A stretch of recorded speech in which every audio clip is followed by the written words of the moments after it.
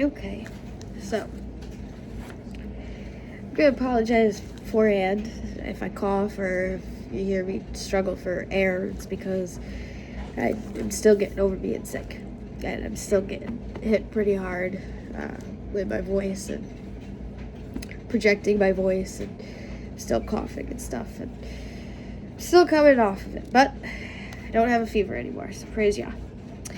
But so recently I've been going through school with the kids, and most of our school is literally going through the Proverbs, whatever one it is of the day, we go through the number. So like today is the second, so we read Proverbs 2. Then we go over to Psalms. We normally either each boy will get a psalm to sing, or we'll just pick one and we'll sing it together, or we'll cut it up by verses or whatever now. So we were reading from Psalm 88, I think it was, and I was flipping through the pages to find a psalm to sing, and one of the boys asked, wait a minute, David didn't write all of the psalms? And, I was reading that some of them are written by other people, other scribes, and I happened to see that Psalm 92 was a psalm or a song for the Sabbath day, and I thought that was really cool because I hadn't seen that before. So I went and asked Chris this morning if we could sing Psalm 92 come the Sabbath, because he plays guitar, and sometimes he likes to pop on his guitar and come up with a little tune from the Bible and stuff. It's, very fun. So I asked him if we could do that, and he said, yeah. And I thought that was just like so awesome. It just brought such joy to my heart that there was a psalm for the Sabbath. Like, I don't know why I didn't think that there was, but I just thought that it was so cool. And I wanted to read it for you guys. So I'm going to read Psalm 92, and it's labeled in my KJV, "It is a good thing to praise God. It is a good thing to give thanks unto the Lord, and to sing praises unto thy name, O Most High. To shew forth thy loving kindness in the morning, and thy faithfulness every night.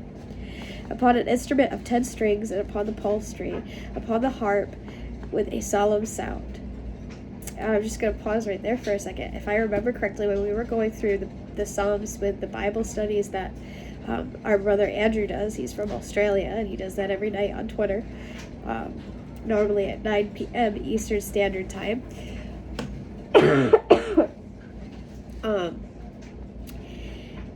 When we went over this, the instrument of 10 strings was likened unto the 10 Commandments, which I thought was really cool too. That's just awesome. But anyways, back to verse 4. "For thou, Lord, hast made me glad through thy work. I will triumph in the works of thy hands. O Lord, how great are thy works, and thy thoughts are very deep. A brutish man knoweth not, neither doth a fool understand this. When the wicked spring as the grass, and when all the workers of iniquity do flourish, but it is that they shall be destroyed forever. But thou, Lord, art the Most High forevermore. For lo, thine enemies, O Lord, for lo, thine enemies shall perish. All the workers of iniquity shall be scattered.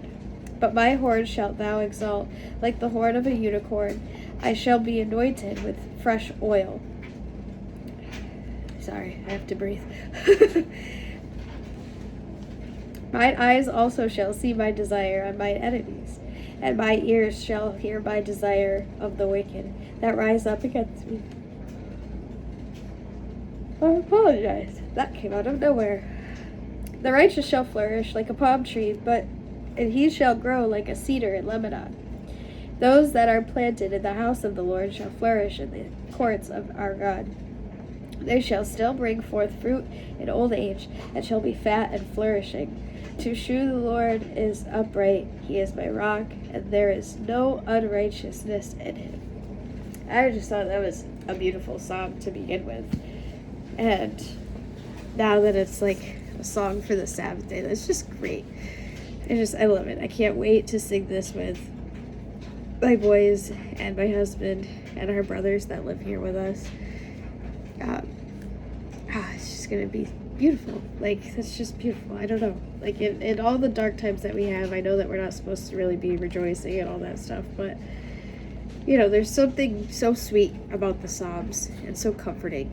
That when I read them with the kids, we find so much joy singing them with each other. Like, it's just school, so like the kids will come up with their own little beat, and then they'll just sing it out, and it's beautiful to hear the kids just find so much joy and comfort in singing the Psalms for school. That is, like that's one of the greatest things about homeschooling is that we can teach the kids about the Bible. And, I'm not worried that they're going to go and learn about Christmas trees or witchcraft or just stupid things that they don't need at their age. There's a lot of unnecessary things that they share in school that, never applied to us now that we're out of school. Like, there's so much stuff that I learned that never applied.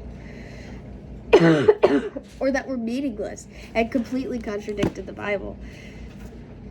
So now we're just focused on teaching the kids the right way and teaching them the right things. And a lot of people think we're crazy for that, but you want to know what? Our kids are better off knowing this book than learning about pagan trees and stuff that are going to burn with the earth. I got rid of Disney in the house. I had to give that up because my husband was telling me, like, it's really bad. Like, it's just not good. It's not beneficial for our family. And I did research in it myself, and I realized how bad and wicked it was. And I was a very big Disney person. Like, I went to Disney for the first time when I graduated high school with one of my best friends. That was like our dream, to go to Disney together. And we both went. And I remember we stood in line for over 2 hours for a 30-second little ride for the Seven Dwarfs. And I actually missed meeting Stitch, and I cried the entire time I was in line because I missed meeting the character Stitch. I'm not even kidding you. I'm 18 years old, and I'm sitting there in Disney World crying my eyeballs out because I didn't get to meet Stitch.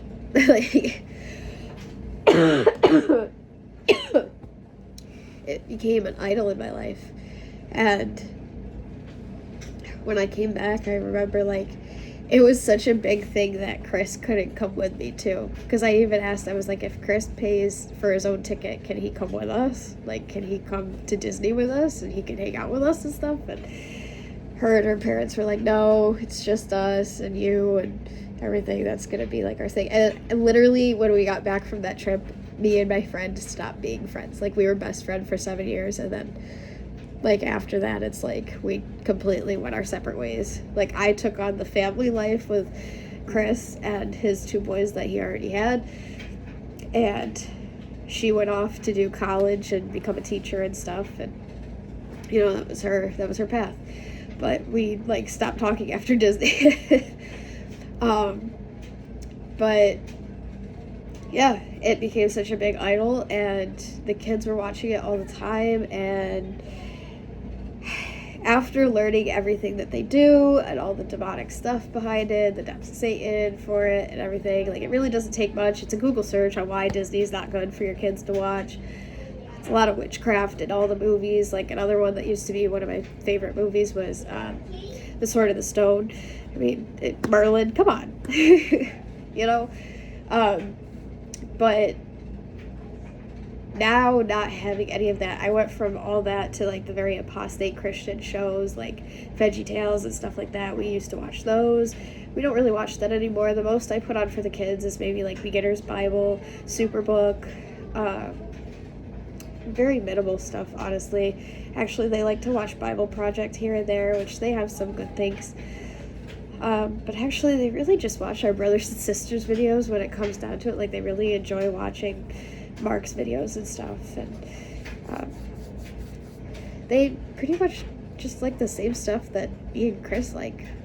And, sometimes, they're kids. They're going to get bored fast, too. But they like reading the Bible and stuff, And I'm working on my 3-year-old to get him more into this. And, recently I just got him really excited about the Bible app for kids. Just the regular Bible app for kids. And he likes that because he can color and do little activities after he reads the book. But our life revolves around this book. And without it, I was bad without this book. And I praise Father for bringing my husband to this book and waking me up.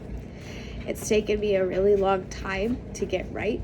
It's taken me a very long time to become how a woman should become. And I'm still struggling with that. I'm not even going to lie to you. I still have my days where I forget to ask questions.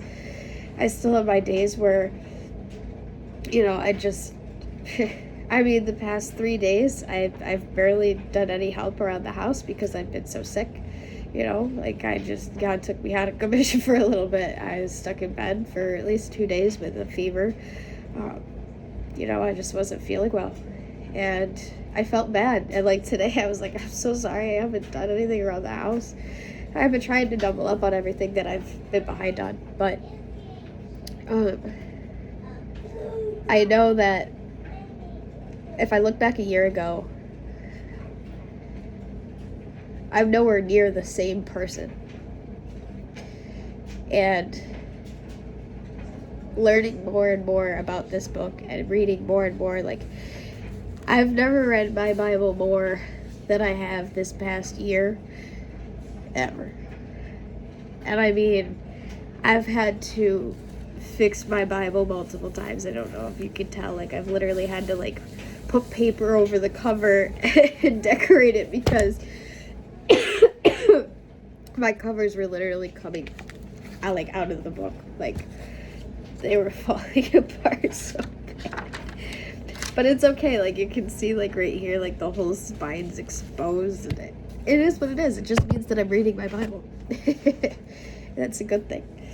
People that have a Bible that's in perfect condition, either you just bought it or you don't read it. Or it's really heavy duty. But even this was pretty heavy duty, and just reading it as much as I have, I've done some damage to it. But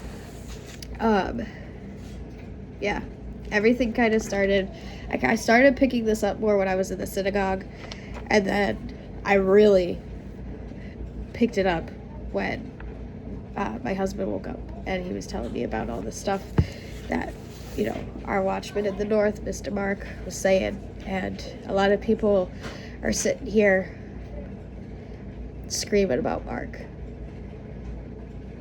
and how much they hate him, and that he's a narcissist, and that he killed his wife, and that he did this, and that he did that. There's some women out there that just don't know how to shut up.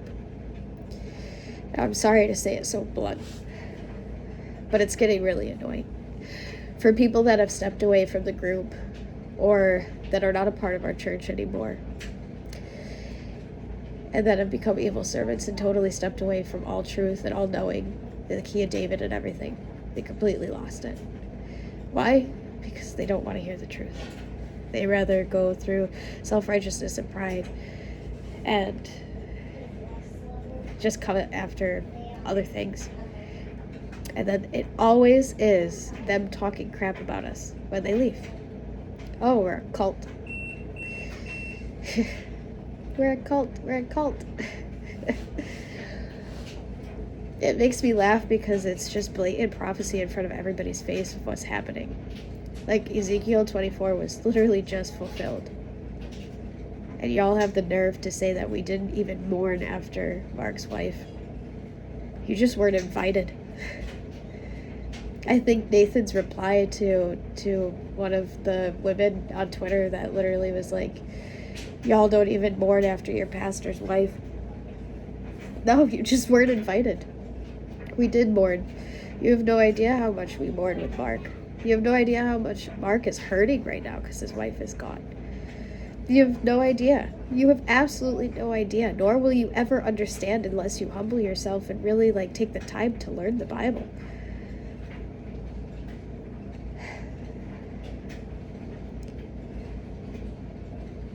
It angers me and it saddens me at the same time because it's you people literally stepped away from this group, started talking all the apostate nonsense that you said you hated and that you understood and saw And you went right back to it after knowing the truth. Like, how dumb are you? You know what's gonna happen to people's children, and you can't even tell them the truth.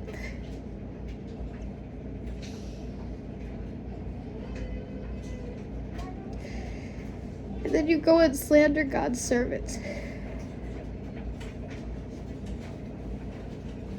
You stupid people. And you're biblically stupid because you don't like correction.